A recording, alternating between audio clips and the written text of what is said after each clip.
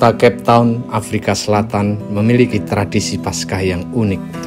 Perayaan Paskah tak hanya dirayakan umat Nasrani, tapi juga umat Islam, terutama di Zandvliet atau sering disebut Kampung Makassar. Masyarakat Islam Cape Malay akan berdatangan untuk merayakan Easter Festival setiap Paskah tiba. Biasanya perayaan dilakukan pada tanggal 9 sampai 12 April.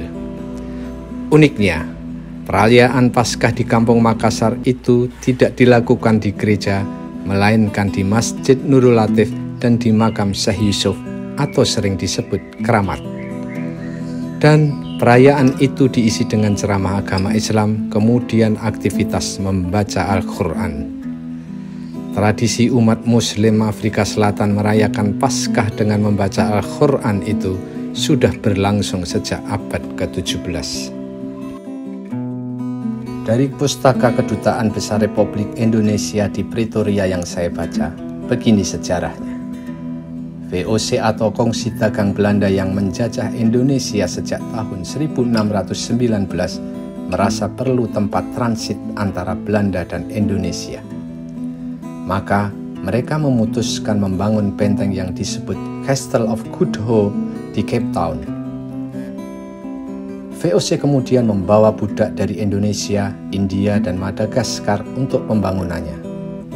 Dari keseluruhan budak, 30% diantaranya berasal dari Indonesia. Para budak dari Indonesia itulah yang kemudian menjadi masyarakat mayoritas di Cape Town. Sehingga Cape Town sampai sekarang disebut Cape Malay. Pada tahun 1694, VOC membuang tokoh agama dan pejuang Indonesia, Syekh Yusuf, ke Cape Town. Sebelumnya, ia diasingkan di Sri Lanka setelah membantu Raja Banten, Sultan Ageng Tirtayasa, melawan VOC. Syekh Yusuf kemudian diasingkan di daerah Zandvliet yang kini dikenal sebagai Kampung Makassar, tempat asal Syekh Yusuf. Jaraknya dari pusat Cape Town sekitar 35 km. Setiap Paskah, orang-orang Belanda di Cape Town mengadakan perayaan dan pesta. Para budak Indonesia pun memohon izin untuk juga mendapatkan hari libur selama perayaan Paskah.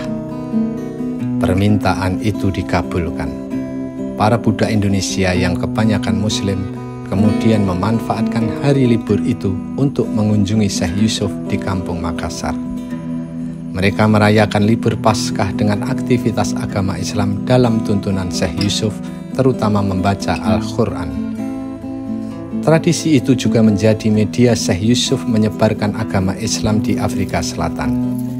Ia bahkan disebut sebagai orang pertama yang membaca Al-Quran dan menyebarkan agama Islam di Afrika Selatan.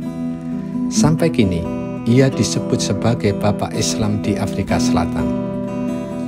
Tradisi itu terus bertahan setiap tahunnya, meski zaman terus berubah. Hingga kini, umat Islam di Cape Town tetap merayakan libur Paskah dengan membaca Al-Quran.